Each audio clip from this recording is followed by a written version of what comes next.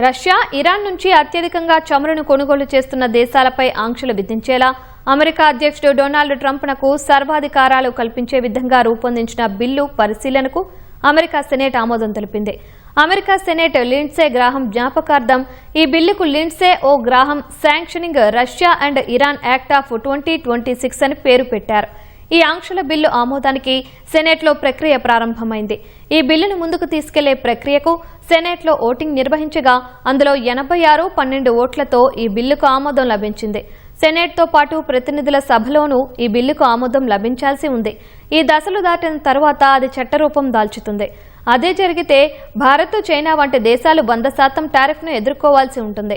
Russia నుంచి చమురు, gas కొనుగోలు చేస్తున్న దేశాల నుంచి దిగుమతి చేసుకునే వస్తువులపై ఈ టారిఫ్లను విధించే వెసులుబాటు అమెరికా అధ్యక్షుడు ట్రంప్కు లభించనుంది. ఉక్రెయిన్ యుద్ధంలో రష్యాకు మద్దతిస్తున్న దేశాలపై ఈ ఆంక్షలు వర్తించే విధంగా బిల్లులో ప్రతిపాదనలు చేశారు. ఇంధన ఎగుమతులతో రష్యా ఆర్జిస్తున్న ఆదాయానికి గండి కొట్టేందుకు అమెరికా ఈ బిల్లును రూపొందించినట్లు తెలుస్తోంది. అదేవిధంగా ఇరాన్పై ఇప్పటికే అమల్లో ఉన్న ఆంక్షలను పొడిగించే విధంగా బిల్లులో ప్రతిపాదనలు చేశారు. తమకు మద్దతు ఇవ్వాలని ఉక్రెయిన్ అధ్యక్షుడు జెలెన్స్కీ అమెరికాలో పర్యటించిన నేపథ్యంలో సెనేట్లో ఈ బిల్లుపై ఓటింగ్ జరగడం గమనార్హం.